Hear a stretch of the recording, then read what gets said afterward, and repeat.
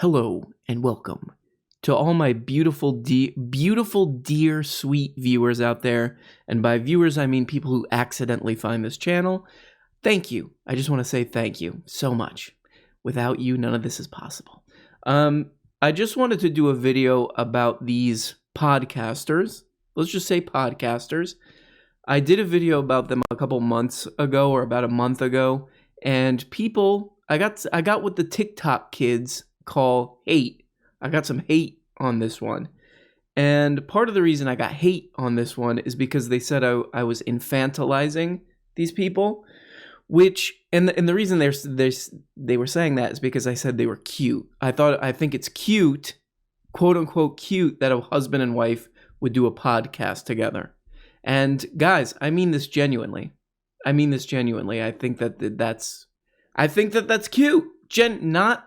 I'm not being mean in any way. I mean it 100% sincerely.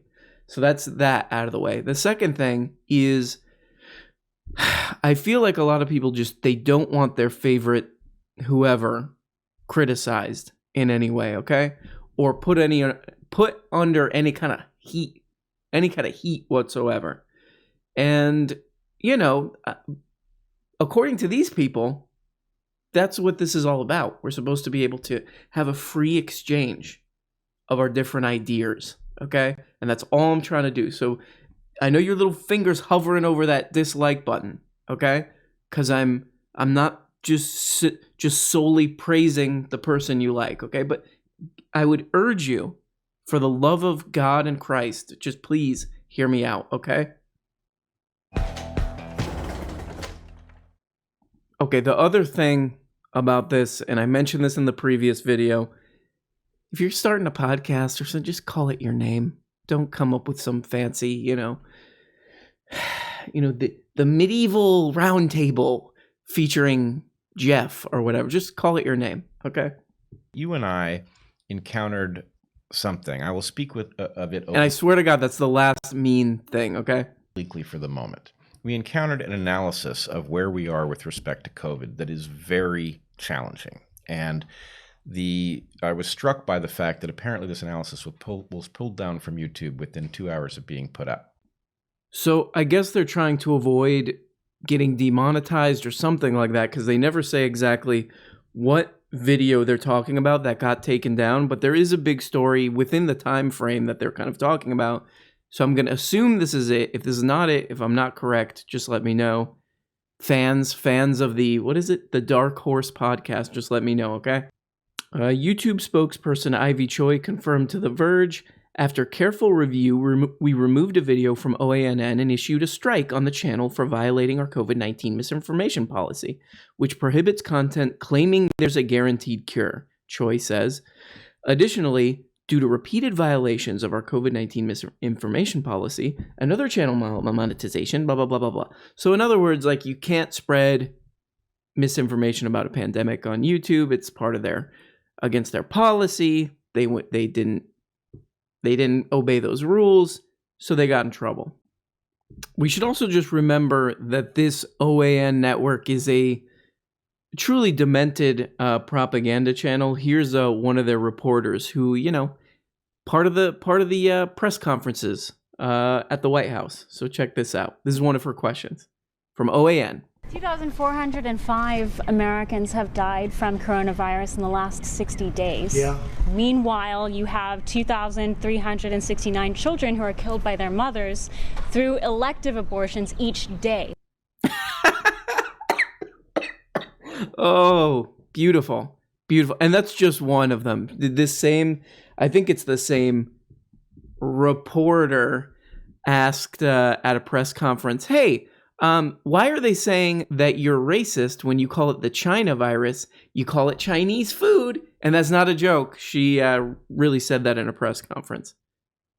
So just to remember, if I'm correct, if this is the story they're talking about, because they don't name it in the Dark Horse podcast, if this is the network that they're talking about, you just got to have a little bit of context for this, who these people are, what this channel is. Okay, so he's going to take this into a place of tech censorship. He's going to talk about tech censorship, and there's something odd about this. there's something just a little bit off about the way that a lot of these people, especially kind of like right-leaning people, let's just call them, talk about how the tech companies are censoring them. So here, we'll listen to this. In any case, here's the problem. We have a YouTube channel. That YouTube channel is subject to guidelines that are impenetrable and unfollowable. To discuss this question, I'll just stop it for a second here, but if he's talking about the OAN story, this is actually not true, because it's one of the few things that you really can't do that's going to get you struck if you're spreading misinformation about the pandemic, which from what I read and from the story that they published, they definitely were. So they were in pretty clear violation of and this is going to be important, private companies' terms of service. Here's the predicament. You and I were driven out of very secure jobs by nonsense. We are fortunate that the tools with which to architect a different livelihood exists in the world, right? We were able to, we didn't have to build a server farm to serve videos to every corner of the world. That thing simply exists. You can sign up, build your channel, the tools, to sell merchandise or whatever. All of these things are just available there. And that's a marvelous thing to exist. Yes. But the problem is they're all subject to the veto of an unaccountable authority that delivers guidelines that you cannot adhere to. The only way.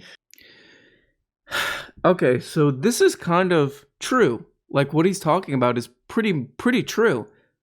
Google is a private company, and they set their own terms for what you're allowed to do on their platforms. But I watched this whole video, this 17-minute video, and he doesn't offer any solution, because a lot of people, their solution is, well, maybe it needs to be made a public utility. Like, weirdly, he's also kind of describing just having a job. If you work for some company, you work for a big corporation especially, and they decide to fire you, you don't have a lot of recourse in the United States. It's not like some countries where it's like there's strong worker protections and all that. You get fired by a big corporation, you're pretty much, that's it. You're done. You're done. He's describing jobs. He's saying like there's some private shadowy figure who just decides whether or not you can stay and, whether or not you'll be able to make money on this platform. That's what it is. It's the same thing. It's like, having any other job. You're like, well, if the boss doesn't like me, or if I do something, and again, it's usually vague. If anybody who's had a job knows this is the case, maybe there's some political thing there's some vibe about you that somebody in a position of power doesn't like, you're at risk to being fired. That has again to do with the difference in analysis between the individual and the collective. In effect, what Google is doing is they are deciding that a discussion of this will cause individuals to make decisions that are not in our collective interest. And so Google has decided for us that the way to address that problem is to inflict a conclusion as if it is absolutely secure, so that the actual analysis does not occur in public, so that nobody will draw what they.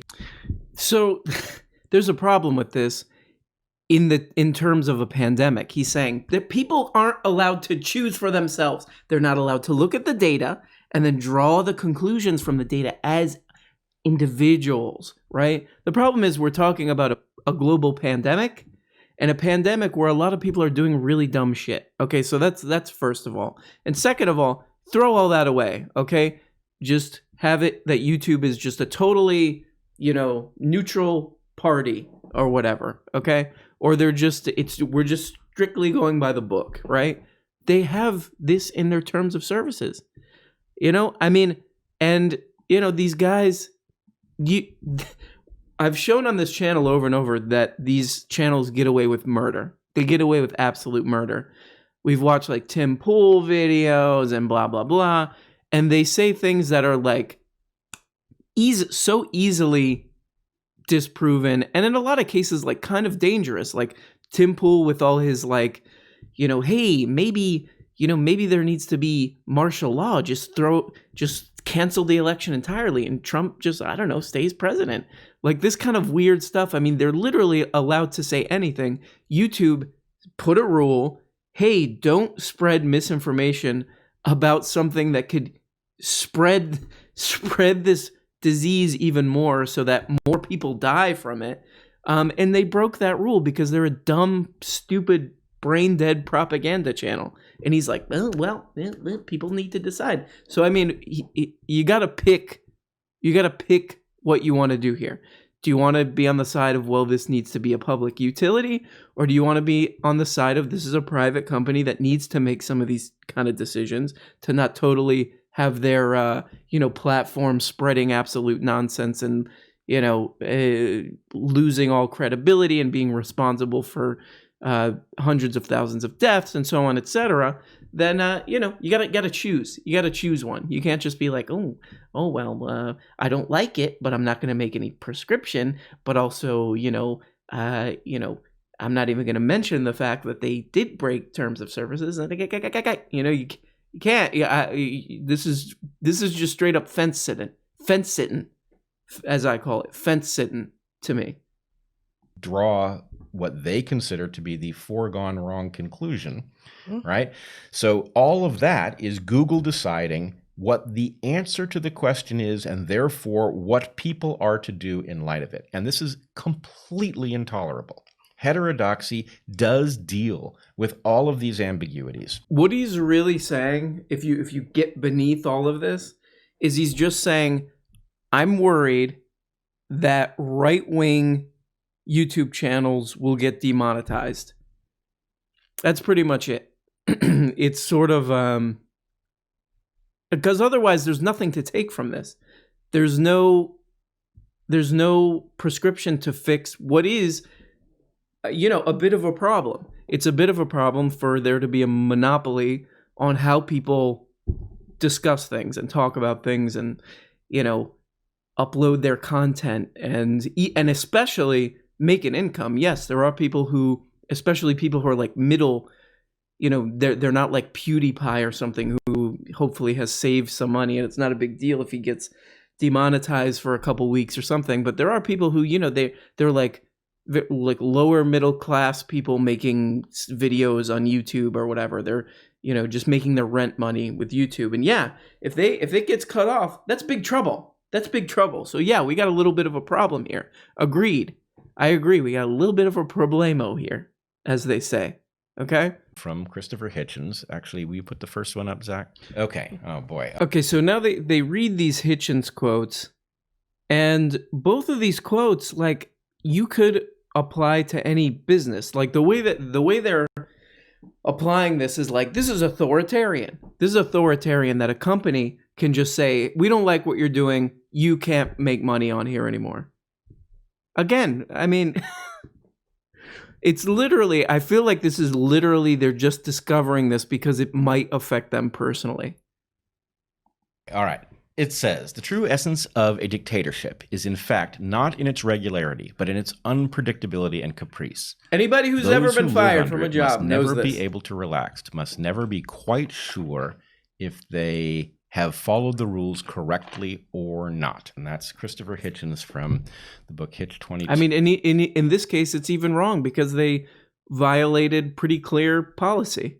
Again, if they're talking about the OAN story, which I assume they are. If not, hit a dude up. And if you're a fan of this channel, I'm sorry, but we're about to enter the Twilight Zone on this one. Because none of the phenomena which carry the hallmarks of totalitarianism or fascism check all of the boxes, right? We are going to persistently be in this state where we see hints of these things, but we never cross the final threshold there because, in fact, the list of characteristics that we have been led to expect are based on a historical world that we no longer live in. And okay, so just get what he's saying here. He's saying that Google, because of what they, and I'm assuming he's talking about the OAN story. They never say it, I guess, because they're afraid to get demonetized or whatever it is. But he's saying that basically because they and with OAN, it's a 1 week ban, I think. They got a 1 week suspension for posting this pandemic misinformation video. He's saying that because they're doing this, this is how fascism is going to materialize in the new world. Not so because this channel, OAN, that we've seen clips, and you read anything about OAN, it's literally like a state propaganda channel that Trump touts all the time, that spreads stories about how the Clintons are secretly financing Black Lives Matter and how George Soros works with the Nazis and all this stuff. Censoring that or punishing that channel, that's where fascism is going to come from. I mean, OAN, as close as you could possibly get to a fascist propaganda, a fascist / North Korean propaganda outlet. He's like, if you censor them, that's fascism. Wow. Oh my God. Oh my God. And again, like, I agree. Like, there's a monopolistic quality totally to not only, I don't know if I'm going to get banned for saying this, to YouTube, but also to Amazon. I mean, for God's sake, look at their practices for spreading into other markets and stuff like that. I totally agree with that. It's just like this, the way he's presenting it is totally like in his own interest and the interest of the circle that he's in, like the Jordan Peterson sort of right-wing, side of YouTube or whatever, because he's worried that they're going to get demonetized, I guess, basically, or they're going to get kicked off. Well, I agree. You shouldn't be able to be willy-nilly kicked off. And if we look at right-wing YouTube, you're probably not, because they're flourishing all over there. But I can't believe somebody would say this with a straight face, that this absolutely demented fascist channel, if you censor it in any way, that's fascism somehow. That is woo! That is a stretch, my friend. That is a big, big stretch, my friend. And of the same kind. I got a vape. But we're going to face something with those tendencies and very different tools. And, the worst thing here is that one of the tools in a world of platforms using algorithms to enforce arbitrary standards, there is a tendency, both naturally because it's simple, and arbitrarily and politically because it's expedient for each side to do it. There's a tendency to say, this is our team, here's what we believe. Anything outside of that zone is the enemy. And it's just not the case. It's just not the case. Because what he's saying in sort of coded language here is right-wingers are censored on these channels. And I'm kind of part of that crew. I'm part of the intellectual dark web. We're censored, except for that our people are the most popular people on YouTube and Facebook. And our stories are spread the most. Ben Shapiro, blah, blah, blah, blah, blah. I mean, Jordan Peterson, for God's sake, that old Canadian kook uploads a video, it gets 3 million views in one day. I mean, show me the evidence. You got to show me the money on this. It's not happening. It's not happening. None of this makes any sense. I'm not against, giving, and you got to take the context too with OAN. They look like a news channel. If you're 90 years old and you see that, you're like, oh, the news. It's the news. If you're 90 or 13, you're like, oh, the news. Or maybe, you know what? Actually, when that plandemic thing came out, a girl who was pretty close to my age was like, this seems real. Uh-oh, yikes. But I'm not against them getting in trouble for violating something as clear as don't spread misinformation specifically related to cures on this platform during a global pandemic. I think that's fairly fair, to be honest. Especially if you take into context, the whole of what else they've done on that channel, I mean, it's like the one area that should be bad. And, he's the only thing that you can really take from this is he's saying, I think right-wing propaganda should basically have special protections. So, I mean, that's all I got to say. All right, if you're a fan of this channel, hopefully you found this, you're a fan of this channel. That's all I got to ask you, just a couple things. What's the prescription here? What do you want to do to fix this, okay? If this is a monopoly, if this is unfair, there's no due process and all that, and this is First Amendment. Did I say Second Amendment earlier when I was talking about freedom of speech? It's First Amendment. I'm sorry, okay? I don't know from all these laws. First, if this is, a monopoly and all that, okay, what do you want to do? Second of all, you got to prove to me that there is this kind of censorship in views, which we can demonstrably make the case that there's not, because right-wing people are apparently the most popular political channels on YouTube and on Facebook and all this crap. And so what is this? What are you talking about? None of this tracks. None of this makes any sense to me. And if you want to keep this a private company, you're going to have to, sorry, you're going to have to go by their rules, which these stringent rules like, hey, don't spread misinformation that could get people sick and killed on our channel, please. If a channel that literally exists to serve the interest of Trump, basically, the guy who says that Fox News isn't nice enough to him, so he's got to go to OAN. If that channel is censored at all, that's fascist. That's fascism. Even if they break the rules of a platform. That's fascism. This is, like, I did a video on their channel where they were talking about how it was like if somebody tweeted out, I think it was AOC. Yeah, they were talking about AOC put out a tweet where she said, hey, she was talking about, it's pretty clear to me that she was implying people in government. If you're, like people like Lindsey Graham and all these kind of people who like just flipped right over to Trump and were like, never say anything bad about Trump. He's our special guy. She was basically saying, like, let's not forget the people who, when they should have stood up to this guy, didn't. Let's not forget about that. Let's not give them a pass.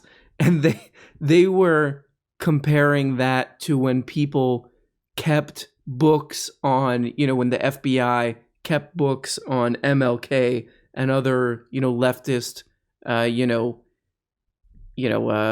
workers groups and civil rights groups and all that stuff. I mean, it's like opposite day on this channel. It's always like leading you, just nudging you in the wrong direction, I feel like. So that's my take on it.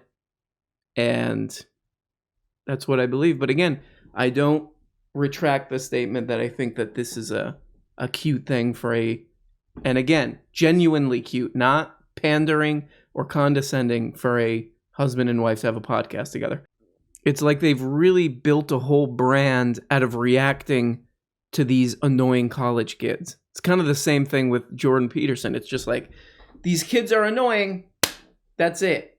It's like the heel. They're like, it is. This is pro wrestling, and these kids, these annoying college kids, are the heel, and they're the hero. It's like it's literally so.